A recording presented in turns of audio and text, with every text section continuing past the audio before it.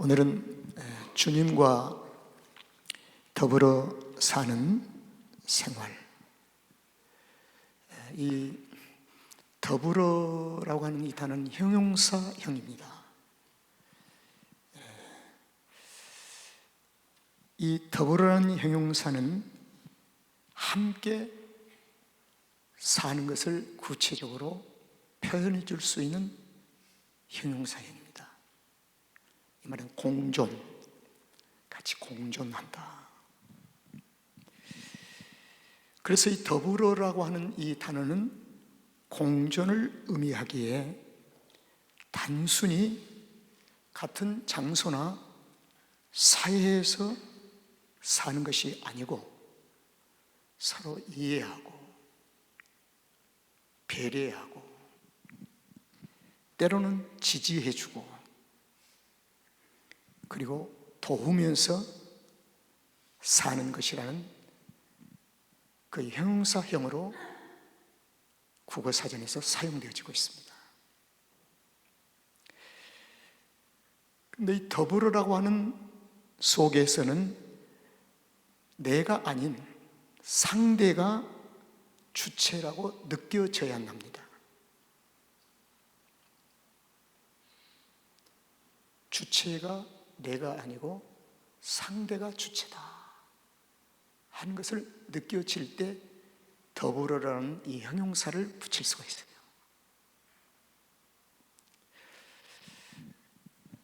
일반적인 더불어가 담고 있는 것은 내적인 인격과 인격이 함께 있는 곳,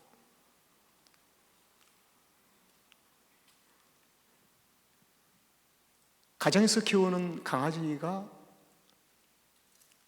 엄밀히 보면 내가 함께 산다고 하는 표현을 쉽게 하지만 더불어라고 하는 단어를 형용사형을 붙일 수는 없습니다. 거기는 인격이 아니고 감정만 있기 때문에 감각.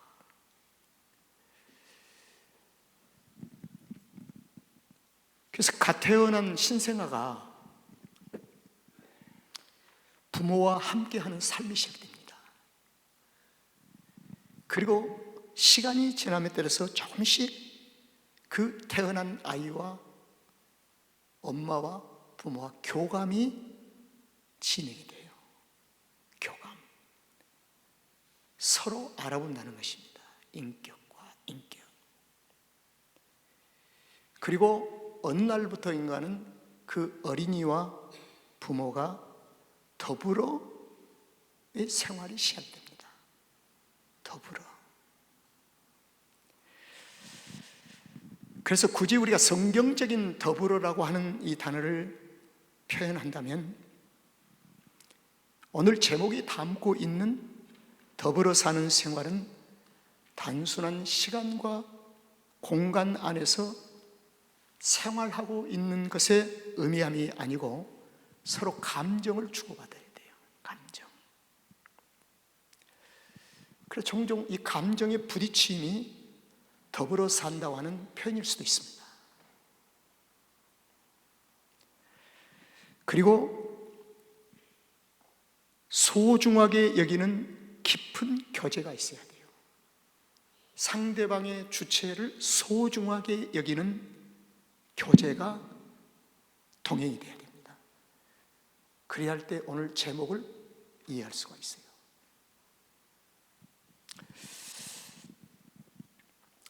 누가복음 24장의 말씀을 엠마오로 향하는 두 제자의 일이 나옵니다. 성경에는 엠마오로 가는 두 제자지만 누가복음 24장에서는 세 사람을 소개합니다. 동일한 세 사람이서 동일한 사건을 동일한 주제를 가지고 얘기를 합니다. 동일한 주제가 뭘까요? 예루살렘에서 있었던 메시아된 예수가 십자가에 못 박히시고 죽으시고 사흘 만에 부활하셨는데 우리의 동료들이 찾아가서 봤더니 무덤이 문이 열리고 안에 죽은 예수님의 시신이 없고 빈 무덤이었더라. 이것이 전체 사건의 주제예요. 그래서 이 세 사람이서 이 주제를 가지고 얘기를 합니다. 그런데 그 두 사람은 우리가 주님의 제자임이 밝혀졌는데 그 한 사람은 지나가는 행인이 심심하니까 그냥 합류한 사람이 아니라는 것입니다. 지나가던 사람이 잠시 너무 무료하니까 같이 얘기거리를 주기 위해서 참여한 자가 아니라 그 한 사람은 바로 예수 그리스도였습니다. 자신과 깊은 관계가 있는 분이었어요. 자신들과 함께 경험되어진 분이었습니다. 그분이. 그런데 동일한 공간과 시간 속에서 그들은 한 사람의 주체를 모르는 겁니다. 그분의 감정을 못 느끼는 거예요. 영적인 교감이 안 되는 거예요. 이것을 가리켜서 우리는 더불어라고 하는 얘기를 쓸 수가 없습니다. 주님과 더불어 사는 생활에 깊은 의미가 여기에 담겨 있는 거예요. 그런데 세 사람이 동일한 사건과 동일한 주제를 가지고 얘기하면서 걷는 중에 그들은 이렇게 표현을 합니다. 시간이 지난 후에 두 사람이 그때 말이야 엠마오로 오는 여정 속에 그 동일한 주제를 가지고 얘기를 하는데 왠지 모르게 우리 마음이 좀 뜨거워졌어. 우리 마음이 좀 달구어졌어. 일반적인 감정이 느끼는 그 뜨거움이었는 줄 알았는데 나중에 알고 봤더니 그 뜨거운 감정은 성령의 은혜였습니다. 하나님의 은혜였어요. 그 순간에 가슴이 뜨거워지니까 눈이 열려요. 눈은 가슴에 비례합니다. 가슴이 차면 눈도 동토 아주 찹니다. 가슴이 뜨거우면 눈도 뜨거워진데 눈이 뜨거워진 표현을 열린다는 표현을 씁니다. 이것을 가리켜서 영적인 눈이라고 얘기를 합니다. 영적인 눈. 성도에게는 예수님이 하신 말씀이 육적인 눈과 영적인 눈의 선택을 요구한다면 주님이 말씀합니다. 먼저 차라리 장님이 육체로 된다 할지라도 영적인 눈이 열린 자가 복이 있다. 아주 차원 높은 얘기를 주님이 하십니다. 세상에 도무지 이해할 수 없는 얘기를 주님이 하시는 거예요. 그만큼 영적인 눈이 중요합니다. 그 이유인즉 육적인 눈은 메시아 예수 그리스도를 볼 수가 없습니다. 예수 그리스도는 죽으시고 부활하신 주님은 영적인 눈이에게만 보여주십니다.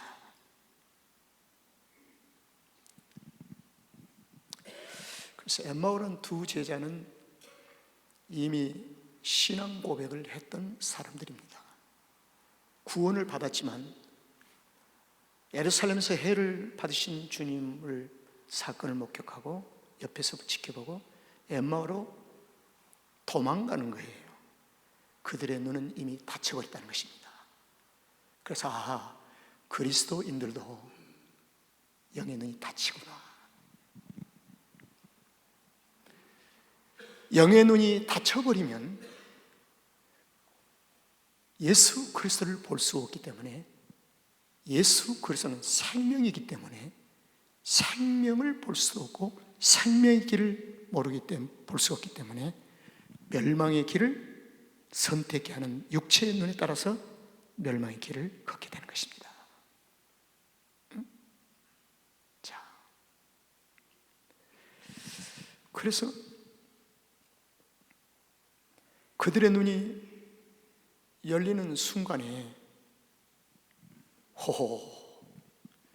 그 한 사람이 우리의 이야기의 주제였던 메시아 예수님이시구나, 이것을 아는 순간에 그들은 예루살렘을 등진 삶이 아니라 예루살렘을 안고 돌아옵니다. 그리고 그들의 삶의 출발은 사도행전 1장 8절부터 시작을 합니다. 오직 성령이 임하면 너희가 권능을 받고, 예루살렘은 두 제자의 자신을 가리킵니다. 우리는 종종 예루살렘을 스킵해버리면 안 됩니다. 예루살렘을 스킵하고 유대로 점프해서도 안 됩니다. 그래서 사랑하는 우리 성도들은 예루살렘인 내 심령을 늘 살펴보는 것입니다. 심령이 나를 살피지 아니하고 점프해서 하면은 가리키려고 그래요. 그리고 가리키는 것이 너무 과하다 보면 자신도 모르게 율법 아래로 쏙 들어가고 맙니다. 그럼 마음에 평안이 없어져 버려요. 기쁨이 없어져요. 그리고 주님이 많이 선생되지 말고 선생은 한 사람으로 족하니라. 선생되지 말라고 우리한테 가르치신 거예요. 선생되지 말라고. 그래서 그들은, 에머런 두 제자는 주님과 더불어 사는 생활이 이제 시작이 돼버린 거예요. 주님을 보았기 때문에.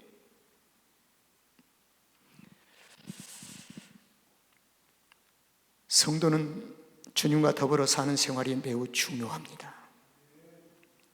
그렇기 때문에 주님과 더불어 사는 생활에 필요한 몇 가지 기본을 갖추어야 합니다. 기본, 베이직한 게 있어야 돼요. 그 기본을 네 가지를 여러분들에게 간단하게 말씀드릴게요. 첫째 기본이 뭐냐? 혼자가 아니라는 사실을 인정하는 것입니다. 혼자가 아니다.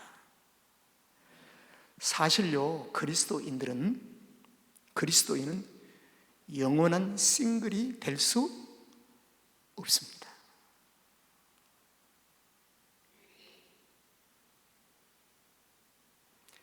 그래서 자신을 영원한 싱글로 자꾸 인식하고 생각하는 것은 주님을 외면하고 주님을 무시하는 언행이에요, 사실은. 그럼 주님, 내가 있는데 왜 싱글이냐? 내가 너 옆에 있는데 왜 싱글이냐? 싱글은 둘이 아니고 혼자 있는 상태를 싱글이라고 합니다. 그래서 그리스도인은 자신을 싱글이라고 하는 이 표현은 모순된 표현입니다. 표현이 잘못되어 있어요. 그게 우리의 삶의 생활에 깊이 정착되지 않도록 해야 합니다. 굳어지지 않도록 해야 돼요.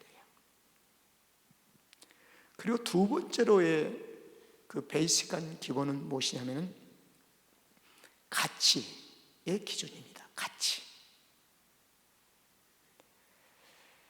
이 가치, 밸류, 이 가치의 기준이 주님으로부터 시작이 되어야 돼요. 나의 기준이 아니라 주님의 기준으로부터 시작이 되어야 돼요. 그래서 우리의 그 가치의 기준은 주님의 가치를 충분히 인정해 줘야 합니다. 주님이 누구신가? 참 주님이 어떤 분이신가? 그 주님에 대한 가치를 우리가 인정하고 알고 인식해야 되는 거예요. 우리의 더불어의 1순위가 누굽니까? 예수 그리스도시죠. 여러분, 더불어라고 하는 성경적인 더불어는 영원성을 가지고 있는 형용사입니다. 그러나 일반적인 더불어라고 하는 이 단어를 쓴다면 한계점이 있어요. 부부간에도 어느 날인가 헤어져야 돼요. 한 사람이 천국 가고 한 사람이 머물고 헤어집니다. 그러나 예수님을 만나는 그 순간부터 주님은 우리에게 영원한 더불어의 삶을 사실 분이십니다. 그렇기 때문에 그분이 내게는 무엇보다도 소중하고 존귀하고 가치가 있어야 돼요. 가치. 그래서 그분을 존귀 여깁니다. 그분을 존귀 여기라고 사도행전에서는 얘기하는데, 그리스도인들 너희는 이제부터 예수 그리스도의 이름으로 하라. 그분의 이름을 존귀 여기라는 것입니다. 그래서 예수 그리스도의 이름으로 섬기고 예수 그리스도의 이름으로, 성도들의 의식과 언어 속에서 내가 하고 라는, 나라고 하는 이 단어를 퇴출시키는 것이 엄청나게 어렵습니다. 엄청나게 어려워요. 의식과 생각과 모든 철학과 사상에 깊이 뿌리를 내리고 있기 때문에. 그러나 그럼에도 불구하고 주님은 그걸 원하지 않습니다. 예수의 이름으로 하라. 예수의 이름으로 살아라. 무엇을 하든지 주님의 이름으로 하라.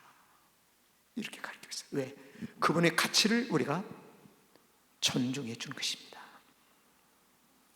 그 다음에 더불어 속에는 세 가지를 우리가 기본을 가지고 있어요. 세 번째, 하나는 화목이 전제되어야 합니다.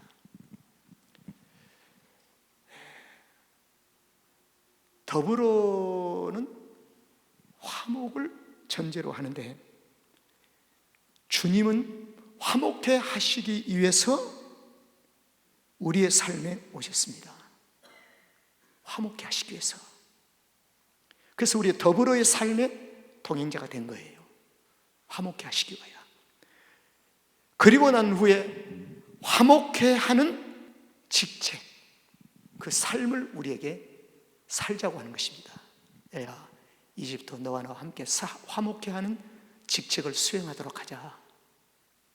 화목해 하는 삶을 살게 하자. 그래서 화목지 않는 곳에 네가 가면 화목하게 되고, 분열이 있는 곳에 네가 가면 화목하게 되고, 이 일을 우리가 하자. 그러니까 주님이 함께 더불어서 하고 싶어하는 일이 바로 그 일입니다. 이게 기본으로 화목이 전제가 돼야 돼요. 마지막 네 번째 기본은, 그리스도인은 육의 눈으로, 육체의 눈으로 상대방의 마음을 읽어서는 안 됩니다. 육체의 눈은 마음의 거울이랍니다. 내 안에 분노와 시기와 질투와 이 모든 것이, 음란한 것이 내 마음에 있다고 한다면 육체의 눈을 가지고 상대방을 보면 시기와 질투가 보이고 음란이 보이고 다 보이는 거예요. 다 보이는 거예요. 그래서 육체의 눈으로 상대방을 보지 말라는 것입니다. 그래서 영의 눈이 열려야 합니다. 영적인 눈으로 보아야 그 마음에 하나님의 긍휼하심과 하나님의 사랑과 하나님께서 그를 존귀 여기고 계신 하나님의 어루만이심과 하나님의 인내하심이 그 삶 속에 보여지게 될 때, 나도 주님과 함께 인내하며 기다려주고 안아주고 쓰다듬어 주는 거예요. 그렇죠?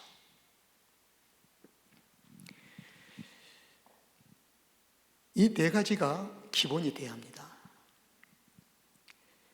이 네 가지 기본은 신앙 고백이 있는 사람들 위해 하나님 주신 겁니다. 이건 그리스도인들만이. 자, 주님과 더불어 사는 생활에서 네 가지가 기본이 정착되어질 때 이제 그 순간부터 주님과 더불어 사는 삶의 생활이 시작이 됩니다. 이제 아주 힘차게 시작이 되죠. 자, 이러한 하나님의 그 마음과 하나님의 뜻을 찾아낼 수 있는 것이 바로 빌립보서예요. 빌립보 교회는 주님과 더불어 사는 생활로 시작되었고 탄생했습니다. 교회가 태어났습니다. 그러나 어느 날부터인가 빌립보 교회가 더불어 사는 생활이 조금씩 부서지게 된 거예요. 그래서 사도행전 16장에서 보면 빌립보 교회가 어떻게 탄생되었는가를 가장 기초적이고 기본을 밝히는 것입니다. 어떻게 탄생되었죠? 빌립보 교회가 사도 바울이 2차 전도 여행 때 마케도니아 오늘날 유럽을 가리킵니다. 유럽을 아시아에서 유럽을 가고자 한 첫 번째 항구, 첫째 지경이 빌립보입니다. 그 빌립보에 도착을 해서 복음을 전합니다. 그런데 복음을 전하는데 어떤 한 여인이 그 복음을 듣고 주님을 영접을 하게 돼요. 그 여인이 옷감 장사하는 누구요? 루디아입니다.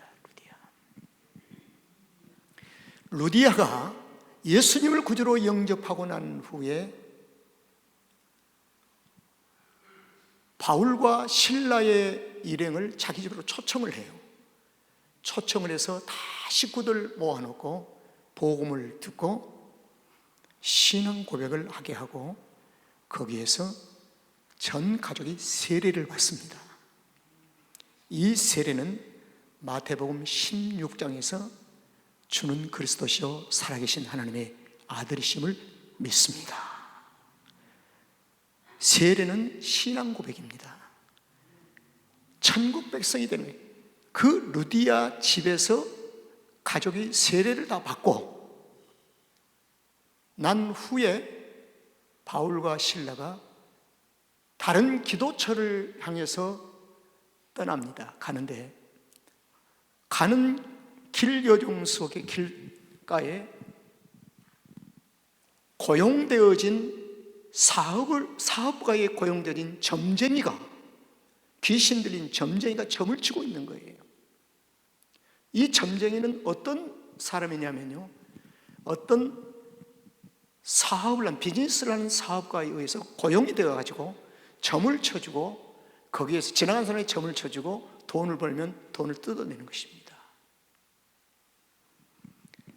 그런데 바울과 실라가 지나가다가 귀신 들린 점쟁이를 보고 발걸음을 멈추고 주 예수 그리스도의 이름으로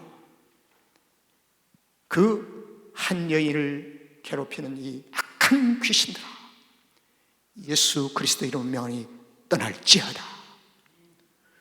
귀신 떠나가 버렸어요. 이게 점을 못 쳐리잖아요. 점쟁이를 고용하고 있던 그 비즈니스 사업가가 뿔이 났죠. 뿔이 나. 그래서 관원에게 찾아가서 우리 사업을 완전히 송두리째 말아먹어버린 장본이다 하니까 그 사람의 얘기를 듣고 바울과 실라가 감옥에 투옥됐습니다. 갇히게 됐어요. 갇히는 과정이, 감옥에 들어가는 과정이 쉽게 들어간 것이 아니라 옷을 홀랑 벗기고 취하면서 죽지 않을 만큼 두들겨 팹니다. 그 가운데 손과 발에는 착고를, 쇠사슬을 차고 감옥에 갇혔습니다. 어떤 영 때문에, 어떤 일로 갇혔을까요? 그런데 성경은 이렇게 얘기합니다. 밤중쯤 되어서 바울과 실라가 그 상황 속에서 찬미하는 거예요. 찬미. 찬미는 하나님 앞에 찬양을 드립니다. 그리고 기도합니다.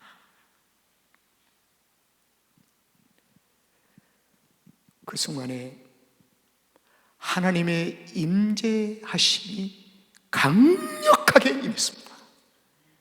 강력하게 임하는 순간에 사도행전 16장에서는 큰 지진이 나고 진동을 하고 옥문이 열리고 손과 발에 차고 있던 착고가 새살이 다 풀어지고 하나님의 임재하심이 강력하게 임했다는 것입니다. 이렇게도 하나님의 임재하심에 대한 사모함이 필요합니다. 사모함이 필요해요. 하나님의 임재하심. 그저 사니까 매일매일 산다고 생각하지 마세요. 그리스도인들은요, 하나님의 임재하심을 강력하게 요청하고 사모하면 하나님의 강력한 임재하심 속에서 옥문이 열리고 쇠사슬이, 손과 발에 묶여있는 쇠사슬이 다 풀어지는. 그래서 간수가 옥을, 제수를 지키고 있던 간수가 놀라서 그냥 기절을 하는 거예요. 왜? 탈옥을 하게 되면 자기들이 벌을 받기 때문에. 그러나 바울과 실라는 자신들에게 주어진 시간이 하나님의 임재하심 속에 있기 때문에 이 고난도 우연이 아니고 하나님의 인도하신 거룩하신 하나님의 섭리하심을 알기에 그는 조금도 한 발짝도 스스로 감옥에서 발을 내딛지 않습니다. 여러분, 제가 여러분 가정에서 이런 얘기를 합니다. 집사람에게. 요즘 내가 할 것이 아무것도 없는 것 같아. 내가 결정할 것은 아무것도 없는 것 같아. 얼마나 무지하고 얼마나 강팍했으면 하나님은 나의 의지와 모든 걸 꽁꽁 묶어버리시고 잠시만 묶어두신 후에 나를 동역자가 아니라 하나님이 전적으로 일하시고 섭리하시는 그 가운데서 어느 날 때가 되면 나의 의지를 풀어주심으로 하나님과 동역의 관계로 나를 이끌으실 것을 기대합니다. 나는 내가 할 게 아무것도 없는 것 같아. 사실 그렇습니다.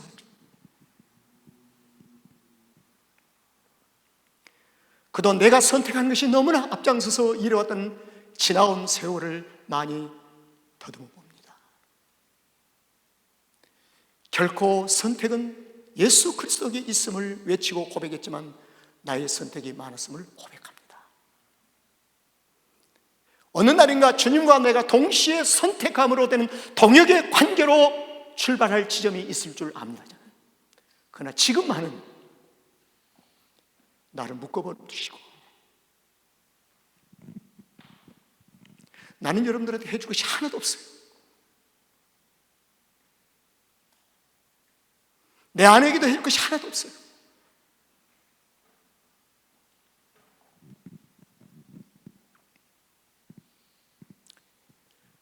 그때 간수가 자기의 처지와 형편을 생각지 아니하고 바울과 실라를 데리고 자기 집으로 가는 거예요. 간수가. 그리고 다 모아놓고 복음을 듣고 그래서 온 가정이 간수로부터 시작하여 세례를 받습니다.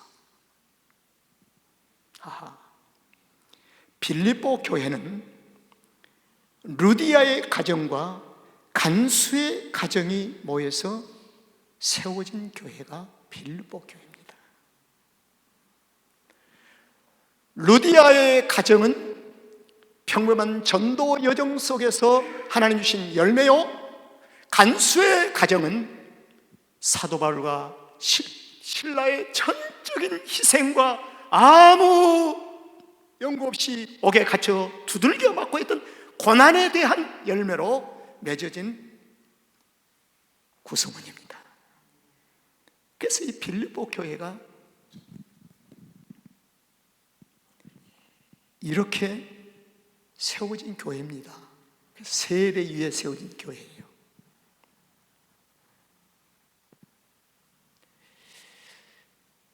이러한 빌립보 교회가 시간이 지나갈수록 로마에서 먼 시간이 지난 후에 바울이 로마에서 복음을 전하다가 투옥이 됐어요.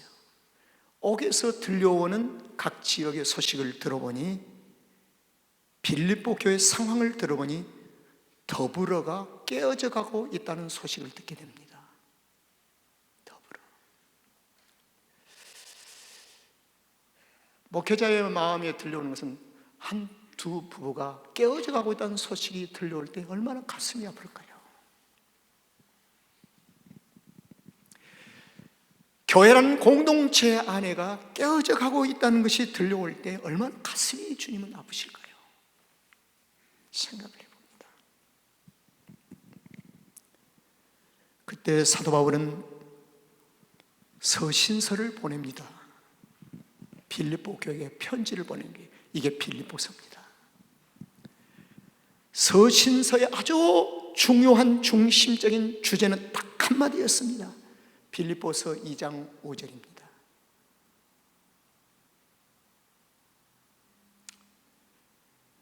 너희 안에 이 마음을 품으라.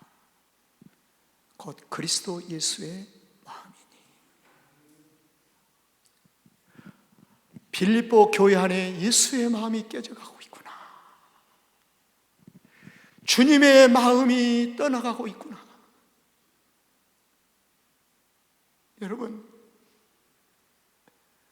한번 우리 가정을 들여다보시고 우리 자녀들을 한번 들여다보세요.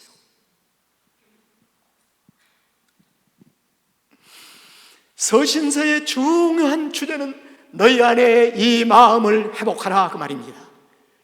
너희 안에 이 마음을 다시 찾아오라 그 말입니다. 이 마음을 가져오라. 이 마음은 예수 그리스도의 마음이니라. 여러분, 저와 여러분 안에 구원받았다고 하는 증거 중에 하나가 무엇인지 아시죠? 내 안에 주님의 마음이 있습니다. 다 주님의 마음이 있는 자가 그리스도인입니다. 그리스도인이에요. 그런데 내 육체대로 삶을 맡기다 보니까 그리스도의 마음이 활동이 딱 묶여버리는 거예요. 있어요, 다 있어 있기는. 그래서 그리스도인이라고 한다면 어떤 분열하고 갈등하고 재짓거나 뭐 양심이 괴롭지요. 그게 성령이 주신 괴롭힘입니다. 성령께서 노티스를 보내면서 괴롭게 하시는 거예요. 그 괴로움이 없으면 어떻게 우리가 육체의 그 갈등과 그걸 떨어뜨려낼 수가 있겠습니까? 죄악을 떨어뜨릴 수가 있겠습니까? 이게 성령께서 우리에게 주시는 특별한 마음이, 때로는 갈등이 있을 수 있어요. 그래서 성도들은요, 죄를 지으면 불편합니다. 죄를 생각하면 영 불편해요. 그 주님이 주신 마음이에요. 성령께서 공부하신 갈등이에요.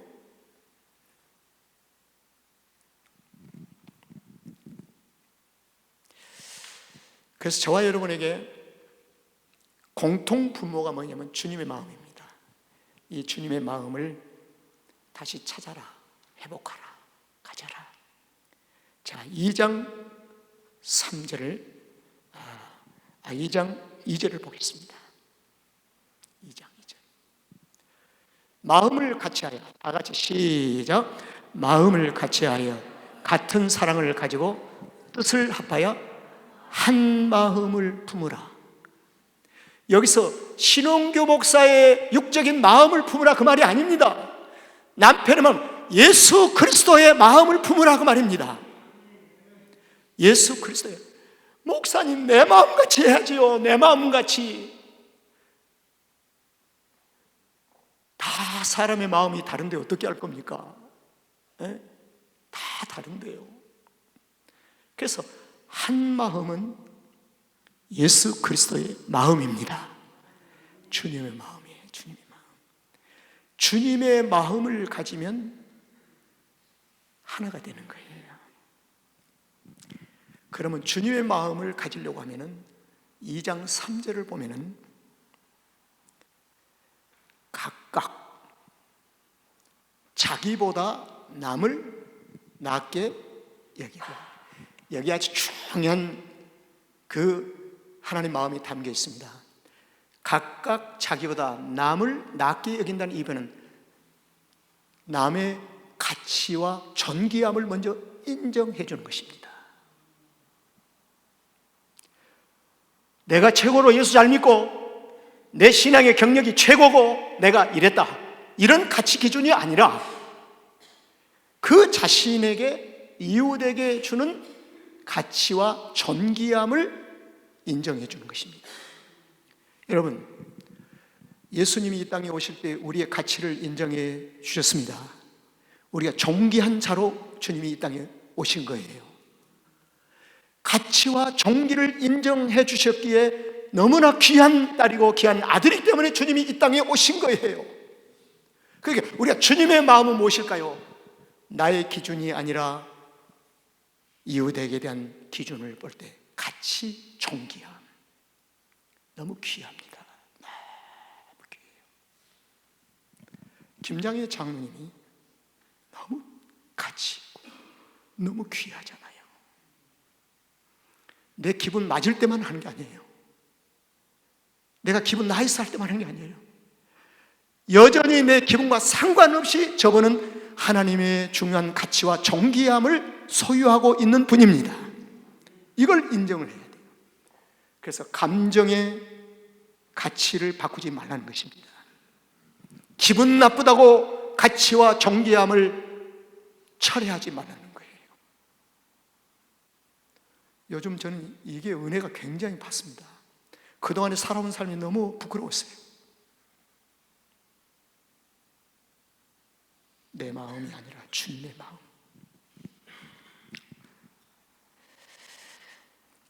이렇게 한 마음을 품고 자기보다 남을 낮게 여기고 주님의 마음을 품으면 주님이 2장 9절에서 10절의 말씀대로 이러므로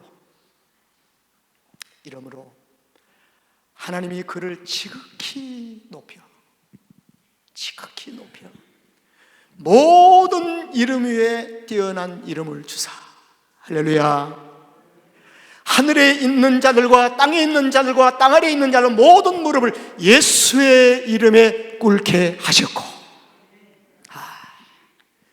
주님이 이렇게 세상이 무릎을, 주님 앞에 무릎을 꿇고 존귀하게 되신 겁니다. 왜? 주님이 낮아지시고 우리를 존귀하게 여기시고 가치 있게 주님이 우리를 다가오셨기 때문에 말씀을 마치려고 합니다. 빌립보서 2장 11절 마지막 요절입니다.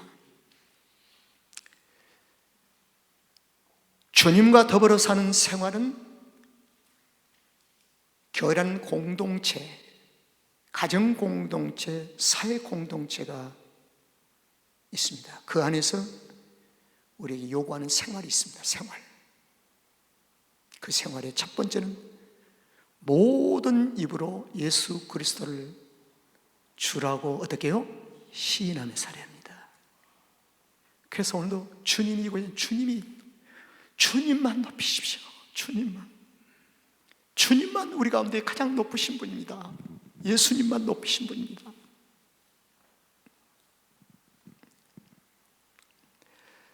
저는 과거에 내 이름이 교회 안에서 교회에서 높여지기를 원했던 그 부끄러움도 있습니다. 지금도 여전히 그게 내 안에 토사리고 있어요. 그런데 하나님의 임재하심 속에서 이 말씀을 들어가다 보니까 그렇구나, 모든 입으로 오직 예수 그리스도를 주라 시인하며 주님만이 높여야 되는구나. 근데요, 어제 어느 한 가정에 신방을 하고 우리 교육자 몇 분하고 거기서 식사 대접을 해서 식사를 했습니다. 식사하는데 우리 교육자들 가운데 서로 간증을 나누는 중에 하나님의 임재하심이 교회 안에 지금 구석구석 임하고 있는데 참 놀랍다고 서로 간에 표현을 하고 있습니다. 그런데 어떤 분이 내가 그 얘기를 했어요. 하나님의 임재하심이 놀랍도록 일하고 계십니다. 그랬더니 목사님을 통해서 하고 계시잖아요. 그분에게 말은 안 했지만 제 마음에서 많이 거슬렸습니다. 그 얘기 지금 현재 상태 듣고 싶은 마음이 없어요. 오직 주님이 하셨다는 겁니다. 그 말만 듣고 싶어요. 지금은요.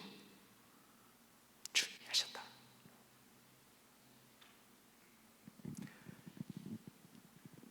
목사님을 통하여 전도사님을 통해서 일하심이 일반적이지만 그러나 지금 내 영적인 상태에서는 그걸 듣고 싶은 마음이 없어요. 왜 이렇게 거북스러울까요? 주님이 하십니다. 나를 빼고 주님만 얘기했으면 좋겠어요.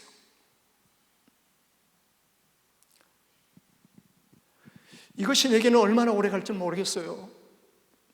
때로는 두려워지기도 해요. 그런데 이것이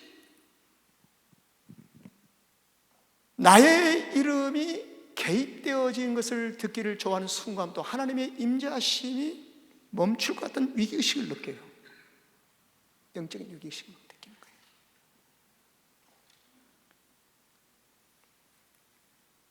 나는 우리 교육자들이 하신 말씀을 충분히 이해합니다. 그렇게 저도 했고 우리가 살아왔습니다. 그러나 당분간은 주님이 허락하신 날까지 나는 철저하게 지워버리고 주님이 하셨습니다. 이것이 편해요. 매우 컴포터블해요. 따라합시다. 더불어 산 주님과의 사는 생활 속에는 이 열매를 맺어야 합니다. 모든 입으로 따라하세요. 모든 입으로 예수 그리스도를 주라 시인하여. 이것만 있으면 돼요. 주라고 시인하여. 그 다음에 두 번째로 하나님 아버지께 영광을 돌리면 됩니다. 이 두 가지가 더불어 사는 주님과 사는 생활을 더 이끌어갈 수가 있는 거예요. 여러분 11절의 말씀이 하나님 나라의 참 모형이 돼요. 참 모형. 이게 진짜 하나님 나라래요. 우리는 하나님 나라 안에서 삶을 찾아야 합니다. 더불어 산. 그리고 하나님 나라 안에서 생명이 있습니다. 하나님 나라 안에서 생명이 필요한 모든 것을 공급하신 하나님의 축복의 손길이 있습니다.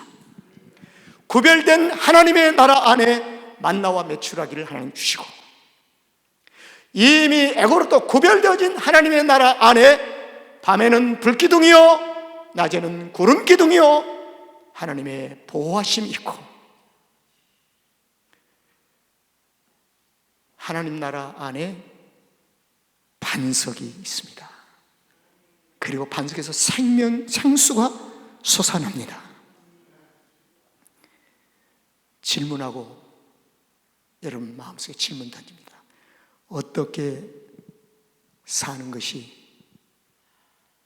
주님과 더불어 사는 생활일까요?